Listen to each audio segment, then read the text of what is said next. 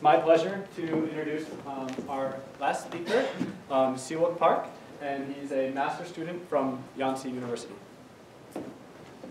Hello everyone, I'm Siwon Park from Yonsei University in South Korea, and thank you for giving me a chance to present in front of you.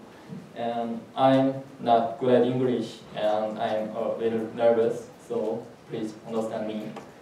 And the topic now I'm going to present concerns energy consumption on the Android phone, and the energy consumption of alarm-induced wake-ups and how to efficiently save this energy.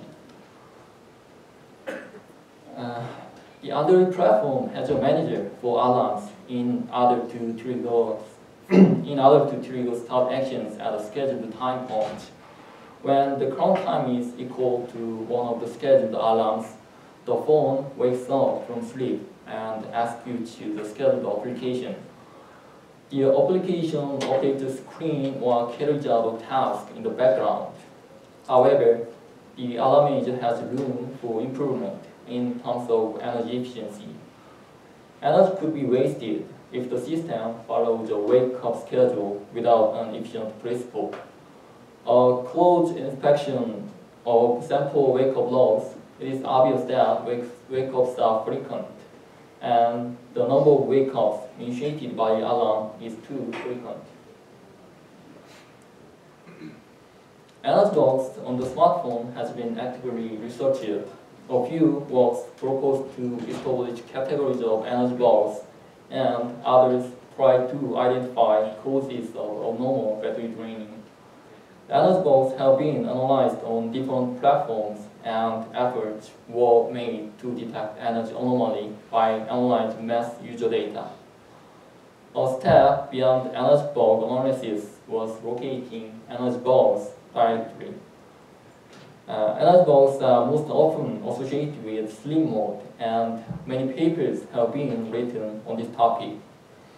A paper analyzed no sleep bugs on the source code level, and another paper detected the same type of energy bug during runtime. Sensor-related sleep bugs were analyzed too, but existing studies have addressed a state where the system does not enter sleep or the amount of energy spent during sleep, but the frequency of wake-ups from sleep has not been treated yet. So we focused on this topic.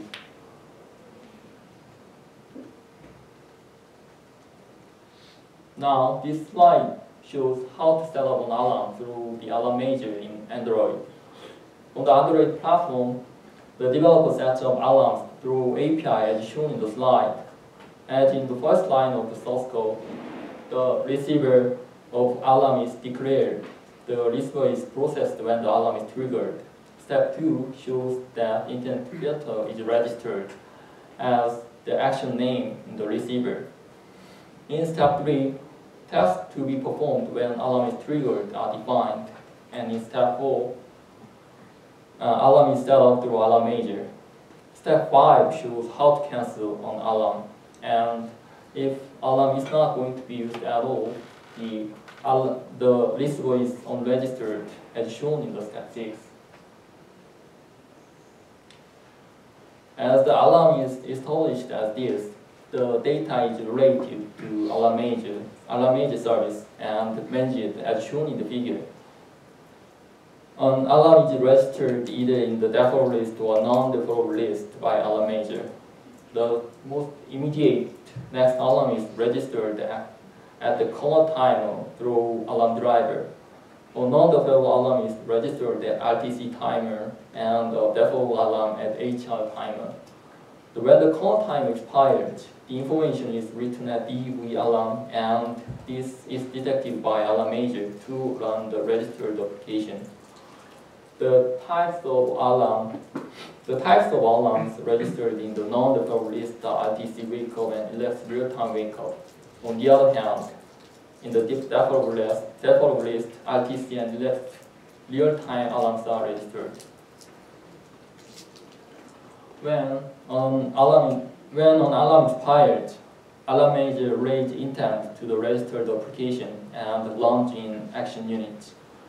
The triggered application performs its actions such as UI update, data transfer, memory management, time setup, and so on. The concept of alarm batch was introduced to KitKat version in the Android platform in order to save energy. Alarm batch group together temporarily close alarms and allow the system to process them in batches.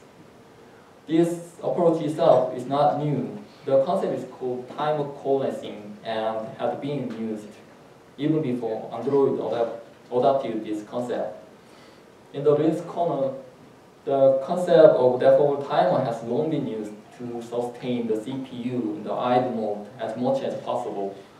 In Microsoft Windows 7 and OS X Mavericks, time grouping feature has been supported for portable computers. We carried out a preliminary experiment to run the level of energy consumption during wake-up. Over the preliminary experiment, we learned that the system consumes energy 8 times as much as in sleep mode. We traced the frequency and the duration of wake-ups by alarm with 15 sample apps listed in the table. We used Nexus 4 device with Jelly Bean and KitKat version and traced the number and the duration of wake-ups over 60 minutes. Our observation showed that the apps in the communication category cause most number of alarms compared to the apps in the social and tools categories. The duration of wake-ups was longest among the apps in the tool category. We devised a system named Alarm-scope, which reduces the number of inessential wake-ups by analyzing the actions triggered by alarm based on our findings in the preliminary experiment. In Alarm-scope, the actions triggered by alarms are traced, and it is decided whether the alarm is time critical or not, and inessential wake-ups are filtered out. The most challenging part in here is how to tell whether a given alarm is time critical or not.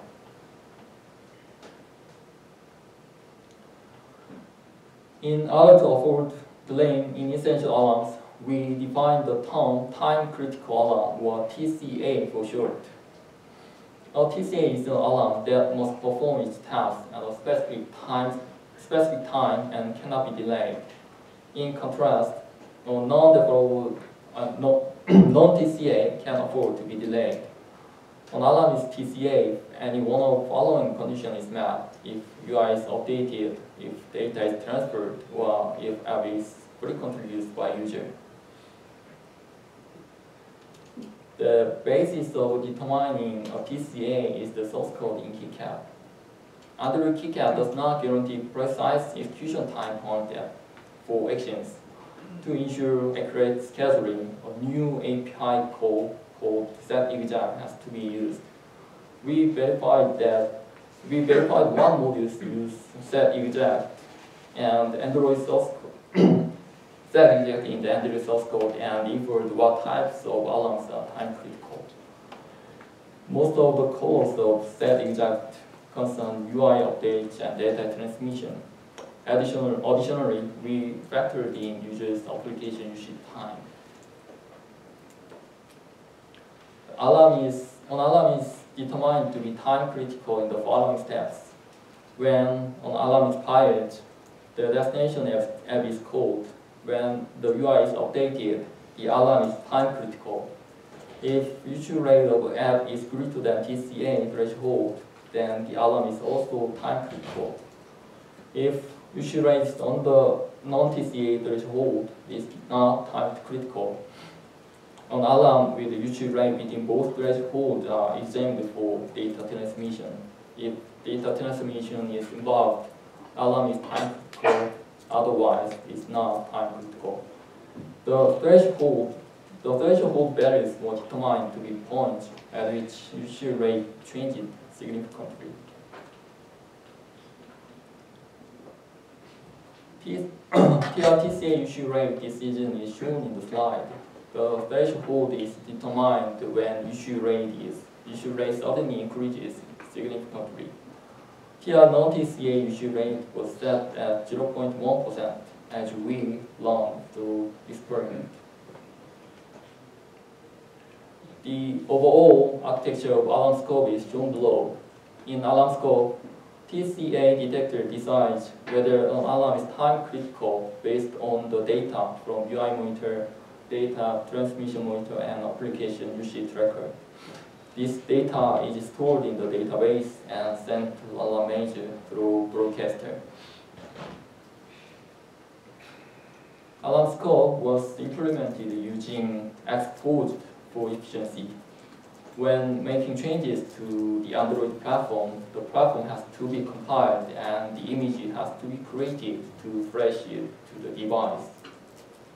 To simplify the steps, we used exposed, which allowed the developer to hook into specified message and perform necessary actions. And the device has to be rooted to use exposed. The following is our modification to deploy alarm scope. The section that lays alarms inside alarm manager service is hooked, and it is monitored whether UI is updated or data is transmitted within application. Application usage is monitored through activity manager. Once an alarm is determined to be time critical, the alarm type is altered by alarm manager service. And alarm scope service was created as a service application, and intent information from tracking modules was monitored to determine whether an alarm is time critical, and the result was sent to alarm manager. The evaluation of alarm scope was conducted in the following condition. For test, we used Google Nexus 4 device, one with Android Jelly Bean and the other with KitKat.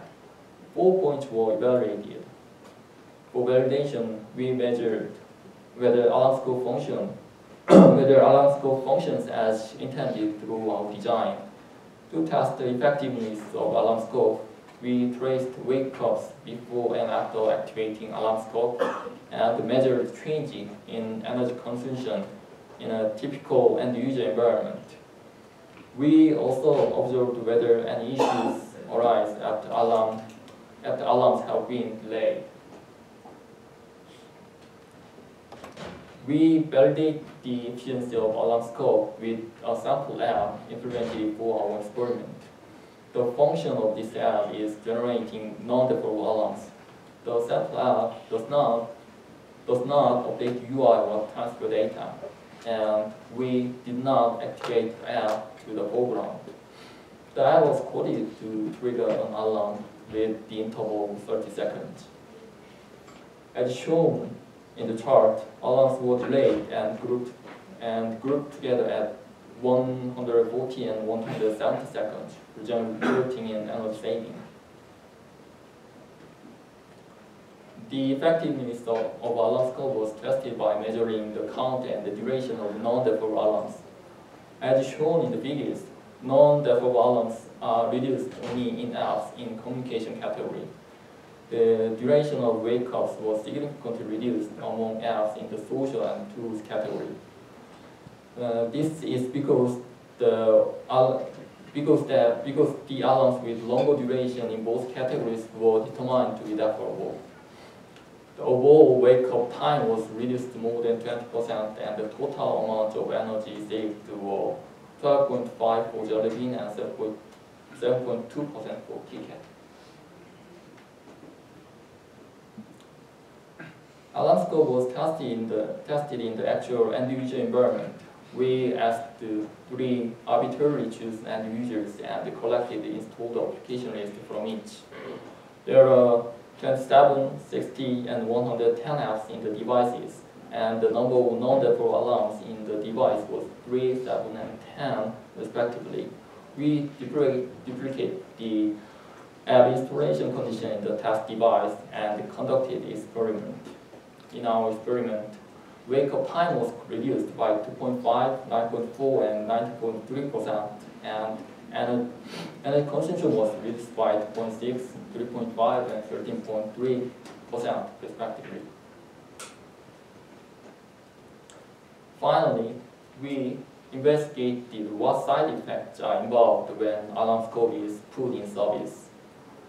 In order to identify side effects by alarm scope, we looked into the source code of the apps used in our experiment. We decompiled APK files of the apps by using desk-to-jar and JDGUI. Our analysis result is as below. The operation of alarms can be broadly put into two categories. First one is standalone operation, and second one is communication operation. For standalone operations, the effect of default alarm is negligible. This is also applied to operations that involve data transmission, because alarms are delayed by 60 seconds at maximum. As I have explained so far, wake-ups need to be more efficiently managed on the Android platform, and inexact use of alarms induce wake-ups inefficiently and cause energy waste. Wake-ups need to be regulated depending on the behavior of applications that use alarms. Hence, we propose alarm scope, which manages alarms to be used more efficiently. Additionally, wake-ups need to be managed with more sophisticated rules in order to save energy.